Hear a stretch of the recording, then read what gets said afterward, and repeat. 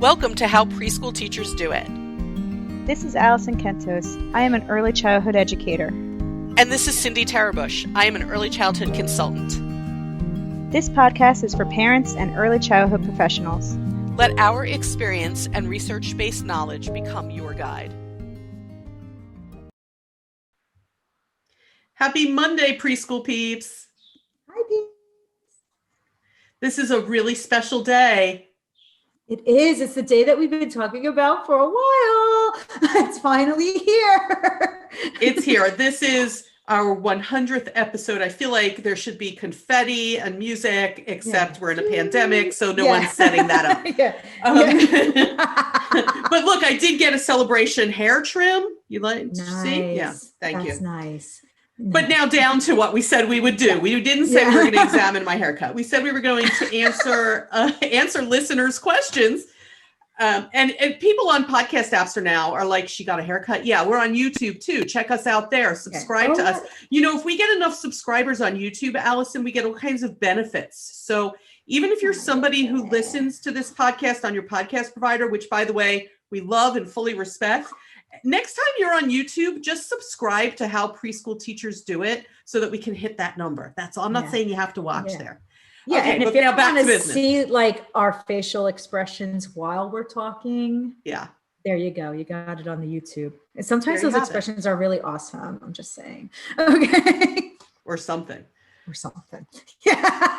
What Allison and I did was we looked at the questions that were sent to us by listeners, and we thank you so much for sending them. What we learned was that questions overlap, that many of them are similar and come from same categories. So we have taken them and I, for 3 or 4 in particular, have gone, okay, here's what we're going to answer because multiple people are asking this question.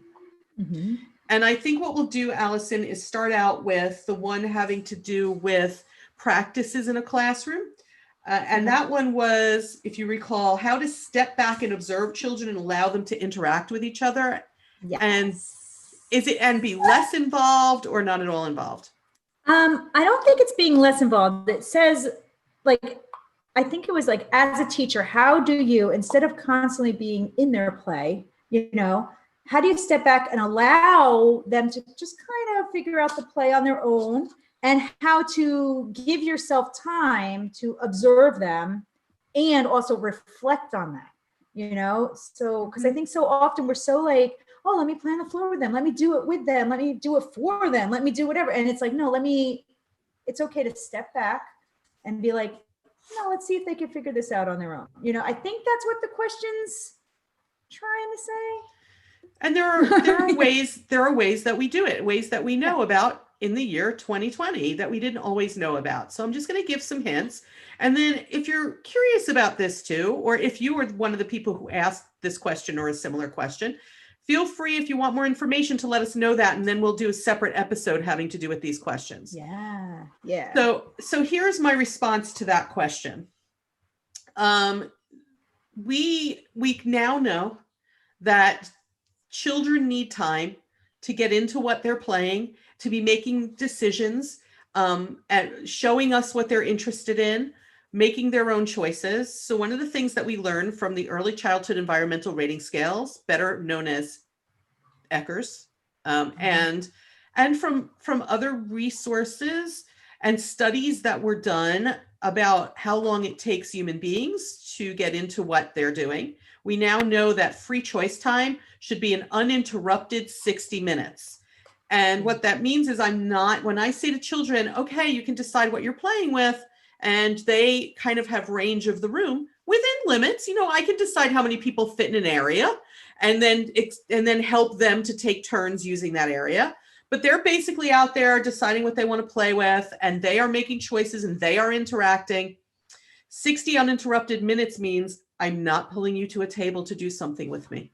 Mm-hmm. Because when I do, as we said in a prior episode, I don't get to the teachable moments and to address this question. I don't get to observe and watch how they interact. If I am stuck at a table doing something with children while all the other ones are out there playing. 60 uninterrupted minutes of free play means It's free to play time. I'm not calling you over. I'm actually going to observe, interact with you, and add to your knowledge. But this question was more about how do we not interact? And there are times when we have to just kind of be nearby or sit back and watch the children while they're in free play, while they're outdoors, while they're having meals and snacks, while they're waiting in line to go somewhere. Just let them do their thing and take notes. But we have to take meaningful observation notes. Now, meaningful notes can be a variety of things, by the way. They aren't always handwritten notes. They could be handwritten notes, otherwise known as anecdotal notes, when you're writing down things that happen as they happen. Yeah. Could be photos, could be video, could be audio recording, could be a lot of ways that we document what children are doing. But we want to be sure that we do take time to kind of sit back and watch and take those notes.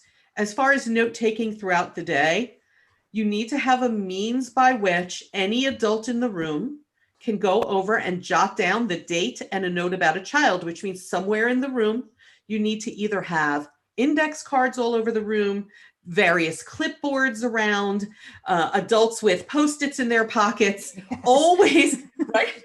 Always a way to take notes. I'm a Post-it person. Okay. Yeah. A Post-it and I'm more of an index card. So I would like I'm always showing teachers, I'm always breaking open packs of index cards and just tossing them around the classroom and telling the staff in there that everyone on the teaching team takes notes, not just the teacher. That's another clue. I might say if I was the teacher, I might say to the teacher assistant, while I'm conducting large group time today, watch the children's interaction with each other, please, and make notes about that. Yeah. Or watch, during free play time, I'm going to go interact with the kids in the blocks, and then I'm going to go over to dramatic play. If you would please just observe and take notes about the children who are using the puzzles and whatever else, then, you're kind of dividing and conquering. So for me, anyone in my classroom can take notes. And then as the teacher, I would sit with our goals and objectives and figure out what that means as far as planning future activities. Yeah. And I was just going to say that it could be notes about anything, like to me, watch how they're interacting. I want notes on that. I want notes on if a child did something that they were struggling with before, they worked on it and now they got it. I also want notes on hey, what are they interested in? So-and-so talked about cars for 45 minutes. Yeah, I want to know that, because then maybe I could do a whole transportation unit, based on their interest. And if a lot of the children are starting to be interested in the same thing, there you go. Now I can plan lessons according to that.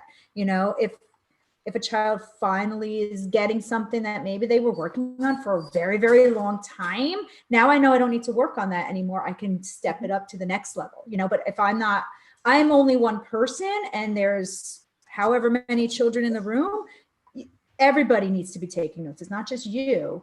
And sometimes I think that's a good thing, because it gives you different viewpoints on things, what I might find important, or, somebody else might not, and somebody else might find something else important that I wouldn't have even thought to take a note on, so that's why I feel like having multiple people give their viewpoints on it is so important.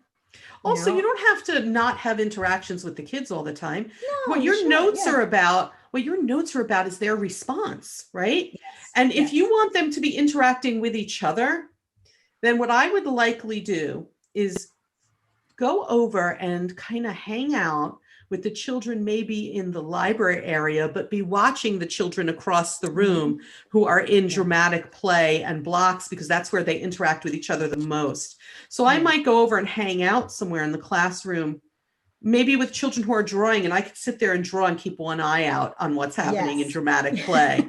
And I think also we have to remember that children actually can know that we're taking notes about them. That's okay. And when they do, were you going to say that? When they do, but I think I was going to say something the opposite, but go on your point first. Okay, I'll go my point first. So my point is, loop the kids into what you're doing, because they'll actually tell you when to take notes. This is my experience. If children say to you, let's say you're nearby and you're not interacting with them because you want to watch their interaction more, and you're writing, or you're sitting with them and you're doing an activity and you're writing notes, children who are verbal will often say, what are you doing? What are you Yeah. writing? And my Yeah. response would be, I'm writing about what you're doing. I want to remember it. I take notes. These are called notes. What do you want to tell me about what you're doing? And they love that. They love that you're taking notes about them. They will tell you little stories about what they're doing. Not shortly after cluing them in that you're writing about them, they're going to start calling you over.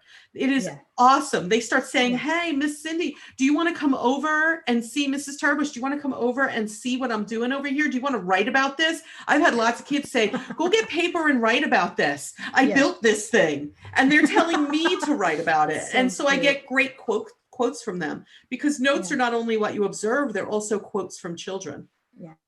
Yeah. What were you going to say? I was going to say there are some children in my class that as soon as they know that I'm watching, observing, and taking notes on them, their whole behavior will change. Okay. So I have some that are in my class are a little shy. So if they know, they're like, oh, she's taking a picture of me, like their behavior totally changes. And I want them to just continue being like their natural self in the classroom, instead of this like, oh no, I got to either do something different because she's watching me. So sometimes I'll stand way back, or I'll be like in the same area, but I'm like, I'm just going to be over here doing some lesson plans, guys. You just keep doing your thing. But really, I'm there taking notes. So as soon as they're like, oh, wait, we're off. She's not actually watching us. Cool. I can continue being me, instead of being like on, So like sometimes you have to like note, but I know that about the kids in my class because I watch them. So I know the ones that need me to pretend I'm not taking notes, and the ones that are like, hey, yeah, check out what I'm doing, So like I kind of know.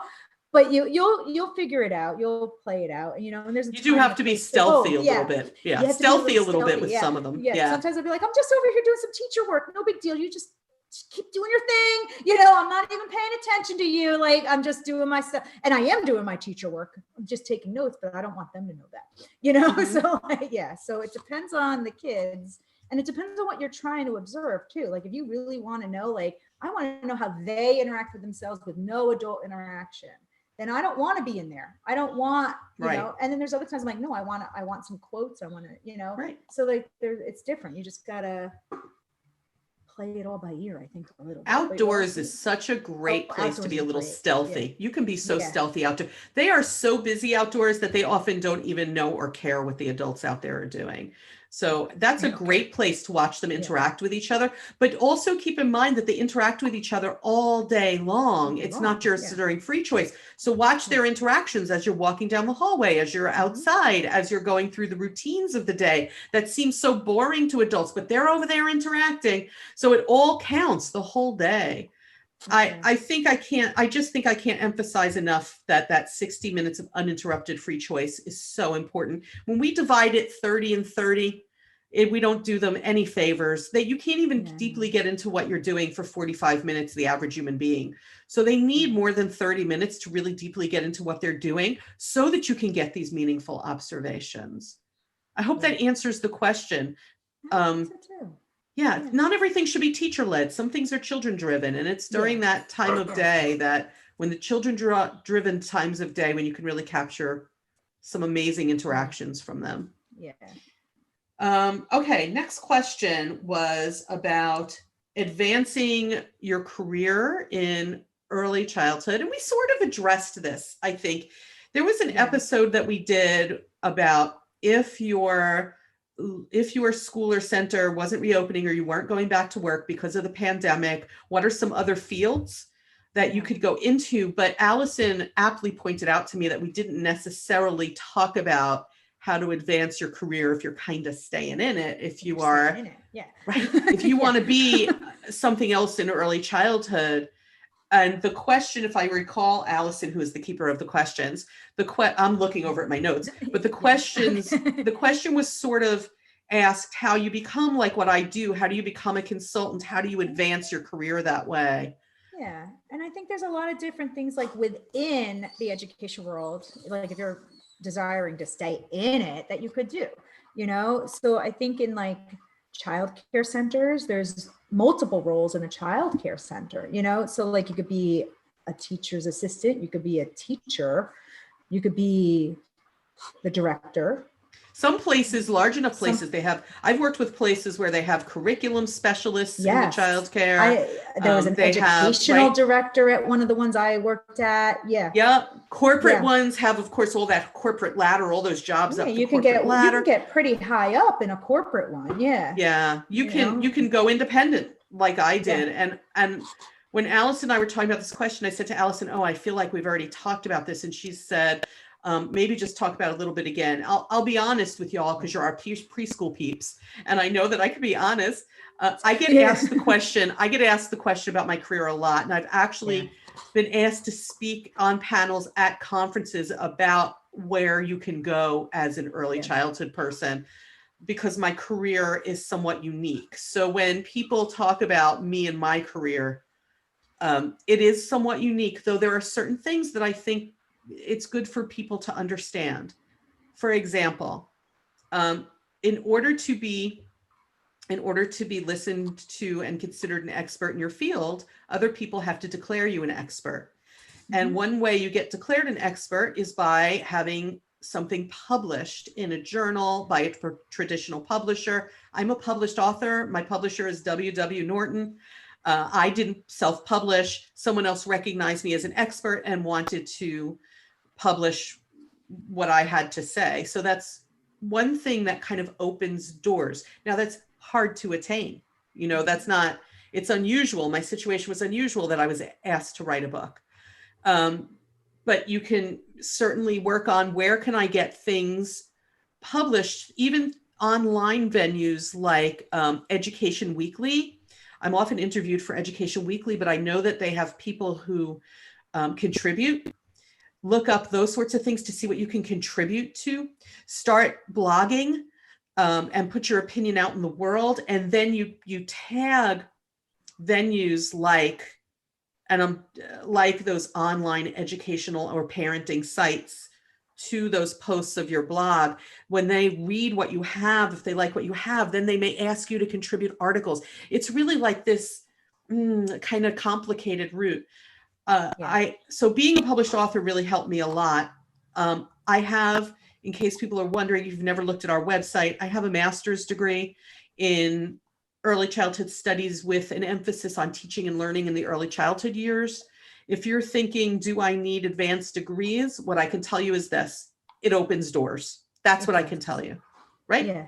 Opens doors. Like it opens a pathway to something else. It does. So, it opens doors. So if you're thinking about, should I add to my education? Yeah, probably. And it's a great door opener, and it qualifies you to do things like adjunct or, teach part-time at a college. So you might consider going that route. Another thing that you have to consider doing is applying to speak at conferences. That's just the key to being known. Now, conferences now are virtual, but that doesn't mean they're not happening. They are still taking speakers to do it virtually. Do some research, folks. Look up when are the local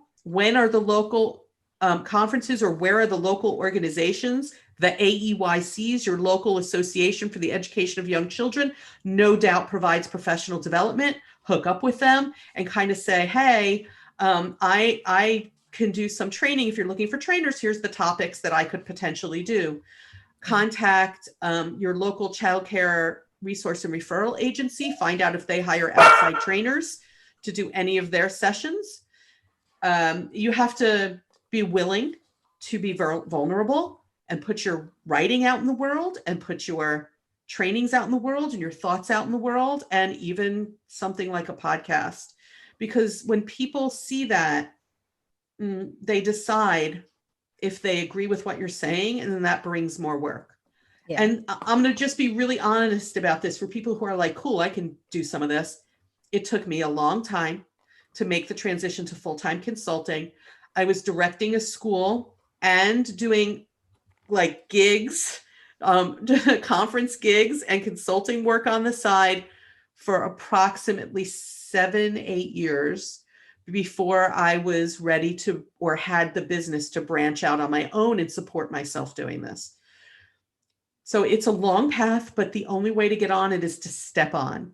I hope that if you still have questions about this, that you'll contact me. I often let people pick my brain about things I've seen or done or experienced in this way, because, I picked other people's brains on my way, and I believe in paying things forward. So I'd be happy to pay this forward and fill you in a little bit more about how you advance your career. But, bottom line is, just like any career, you advance yourself by getting more certifications, more education, more degrees, and by throwing your hat in the ring. You have to be in the arena. Now, there might be also some people out there that are in a teacher aide or teacher classroom role that are looking to be like, hey, you know what? I really want to stay in education, but I don't know if I want to stay in the classroom. So there are some other things you have to kind of explore what your interests are, in the education field. And you'd have to probably go back to school or get a certification, but there's other things that you can do, like therapists, speech therapists, occupational therapists, physical therapists for children. You would still be working with children in a school probably, or possibly commuting to many different schools, but you would still be working with children. There's school counselors, there's administrators, there's lots of different things that you can do and still stay within the education world. If you're not, but like I was saying, Cindy's route, right. They require degrees. But they require degrees and certifications. It's not. Yeah. I wish that there was a magic bullet to all this. I really do. I wish I could say, you know what, people, you don't need to put in the money, the time, the effort, but it's just not the truth. It takes some time. Like, I knew I wanted to stay within education, right?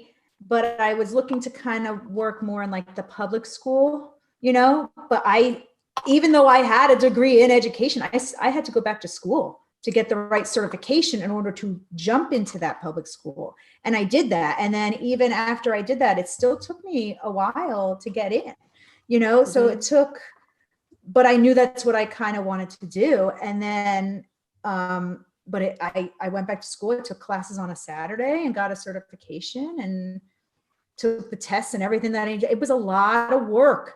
It was a lot of work and a lot of money, but it was totally worth it for me because that's what I wanted to do. I knew I wanted to step up a little bit. And you just have to kind of know where you want to go before you just take that leap. You have to be like, you know what? I'm really interested in how children, their speech and language is developed. Well, speech, then what route you want to go on, but you have to kind of explore what your interests are, and you can figure that out while you're in the classroom. And then you have to take the leap, but you're not going to get anywhere just sitting there. Like Cindy said, you have to take the leap, some leap. You have to, put yourself out there for conferences. You have to blog and post at places. You can be doing all that while you're maybe getting another certification or education. Maybe you have the education, you just don't know where to look or how to move forward.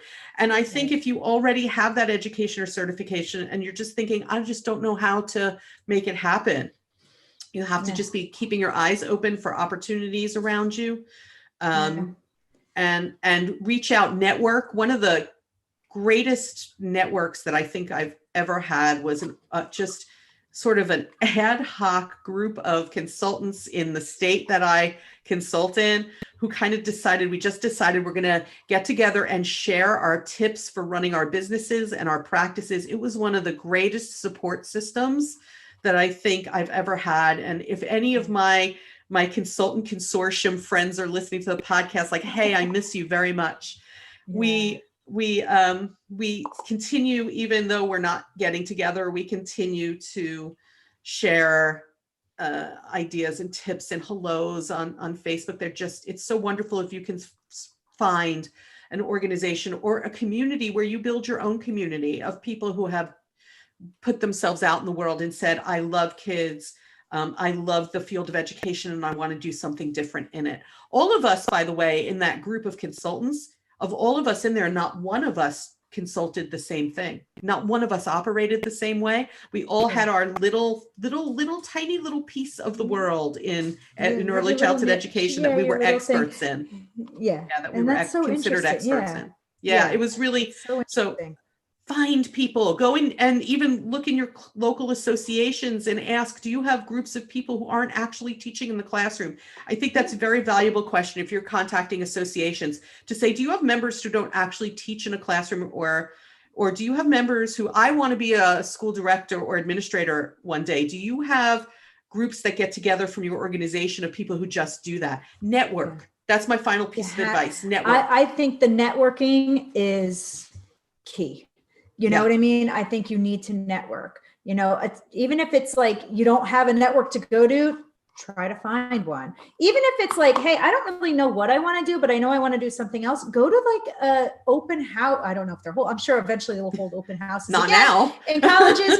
But I just attended one on Tuesday that was online, so you can find out about a lot of different programs at a college that, they have majors for, or programs for, or certificates for. You could kind of just cruise around the room or cruise around the Zoom, and try to talk to different people about it, because there's no other way to learn about it other than to talk to the people who are in it.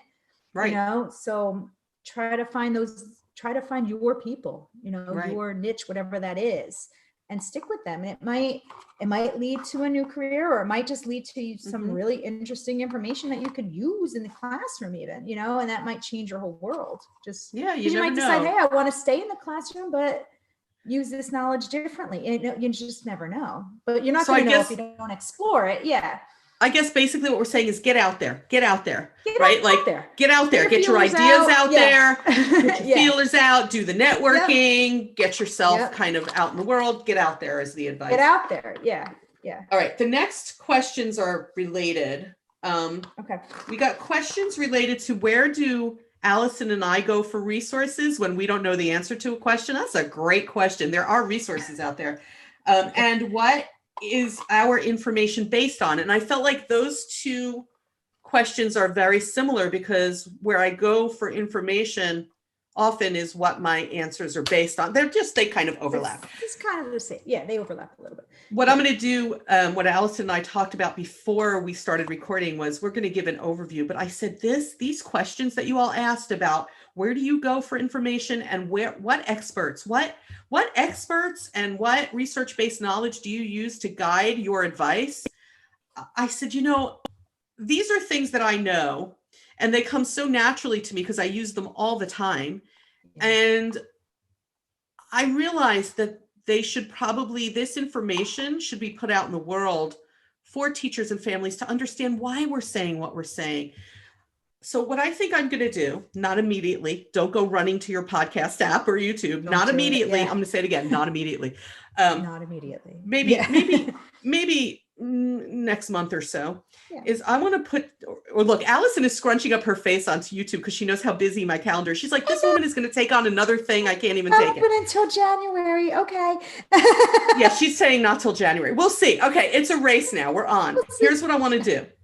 I want to put together little snippets of like podcast / video, right? Like we have podcast / video on YouTube. Yeah. But on under a different podcast, because I think it would also attract different people than this one does, of just like these short, maybe 10 minutes and under explanations of different measures of high quality practices and educational theory. And I know when I say educational theory, people think, oh my God, I don't want to listen to theory. That's so boring. No, actually, it may very much interest you if you are raising or working with children and you don't know that information, or maybe you learned it in college and no one helped you to apply it in real life. One of the things that I do in my role as a consultant is I teach college sometimes, and I teach child development associate credential classes. So teaching development, educational theory, and current research and using that is just part of what I know, and I can put together snippets of information so quick. So stay tuned to future episodes of this podcast so that I will refer you to where those little snippets of information are in more detail. But and not horrible detail, I promise not to bore you to death, but here's some information for you so you know where things come from. Some of the things that Alison and I talk about come from the studies that were done that supported the development of theories about how children grow, develop, and learn.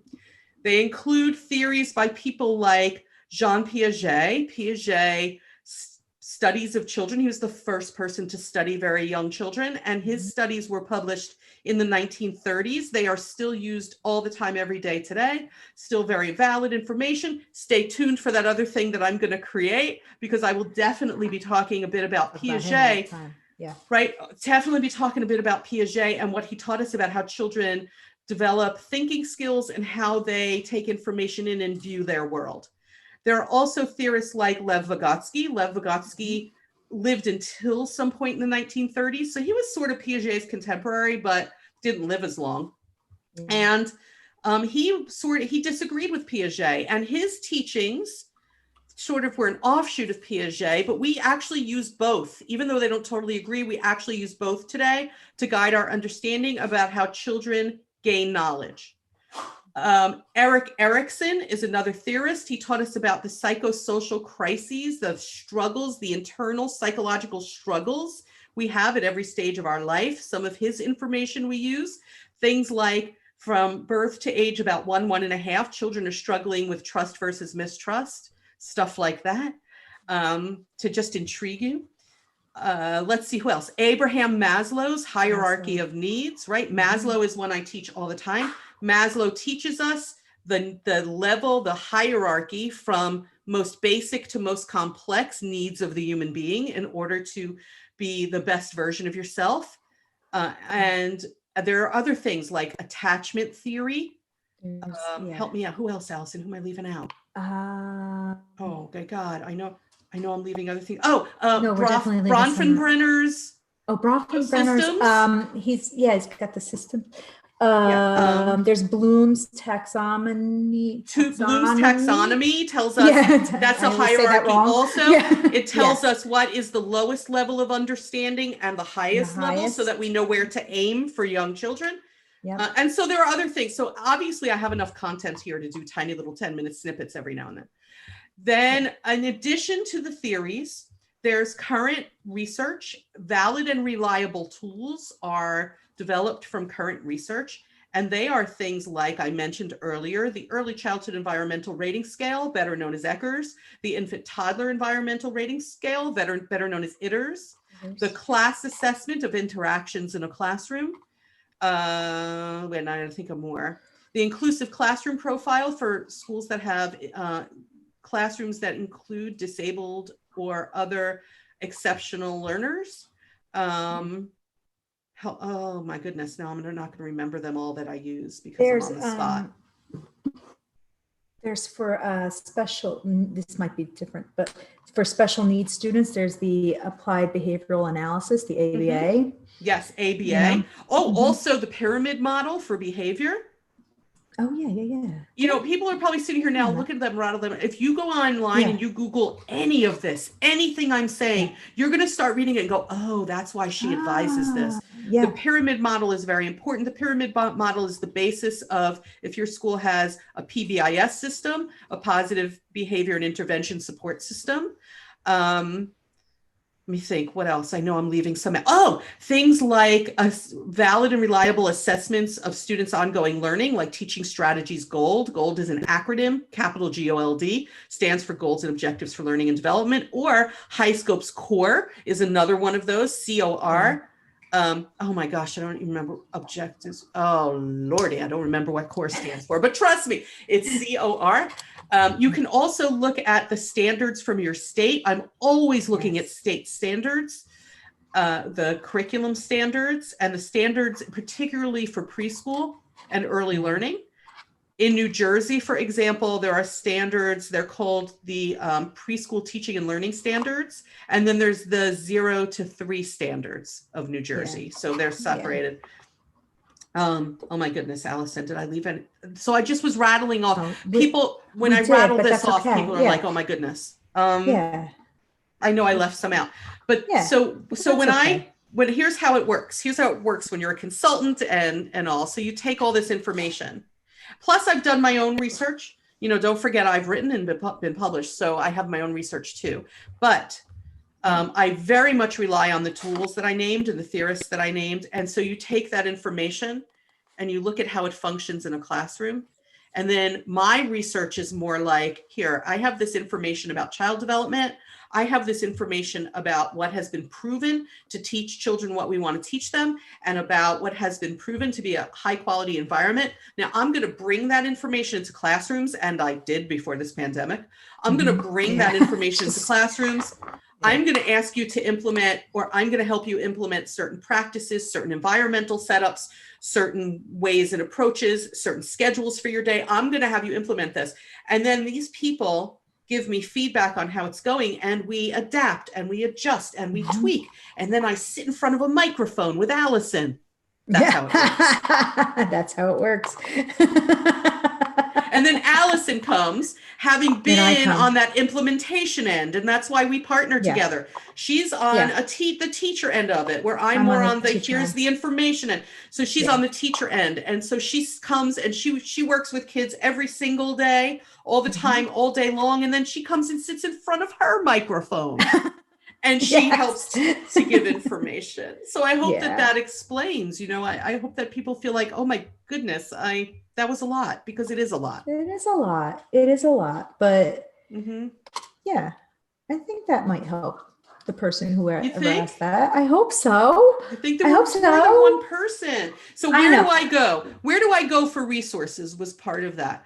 I research, and I go to scholarly works and published papers and studies and books.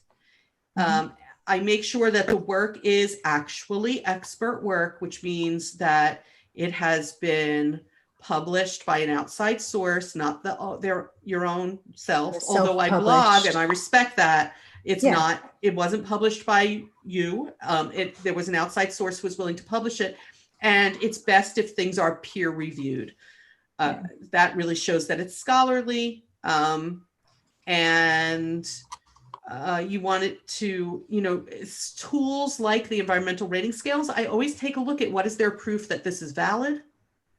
But so I will go to those sorts of resources. I also have people in my life who are expert in working with young children and in the field of early education who I tap into, kind of like people might tap into you or me. So there are people where I can reach out and say, I got this question, I'm not sure. What do you think? Yeah.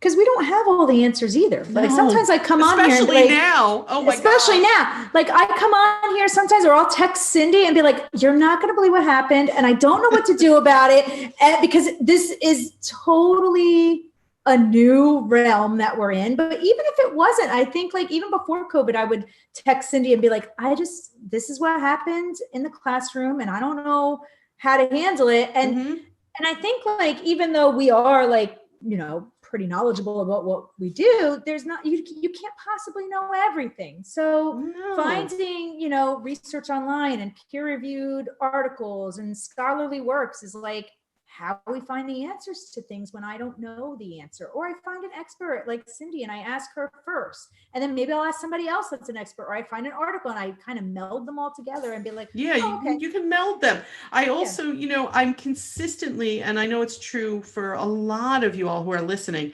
I consistently am adding to my professional development, right? I'm always doing. I have one school that I work with. The director is so awesome. Every time she finds a webinar that crosses her email, because she runs a school, every time she sees something that she thinks might be of interest to me, she forwards it to me and fills my calendar with webinars to attend in case there's any new research or information out there that I was unaware of. So I'm constantly, and part of the work I do is to bring that information from conferences, from webinars, from expert talks, and bring that. My job is to bring it. So I bring it to administrators and I bring it to schools, and I hope I bring it to all of you. I hope that you find this podcast to be a resource like that for when you have questions.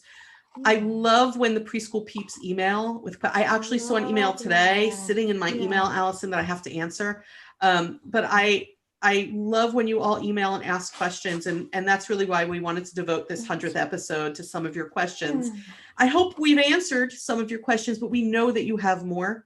What I would encourage you to do is send them, because we do incorporate listeners' ideas and questions into episodes. You never know if you'll be listening and you're gonna be like, oh my goodness, this episode is based on my question. So please keep them coming. And I hope that